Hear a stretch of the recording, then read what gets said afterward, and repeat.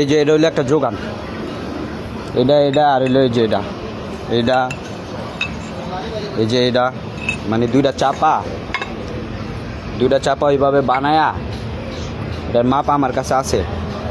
একটা বল্টু দিয়া এই যে ব্যারিংটা উড়াইতে নেবেন, জালি ব্যারিং, এগুলো টপের ভিতরে থাকবে।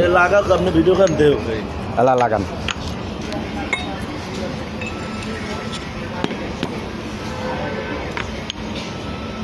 ধরেন এটা আমি খুলি।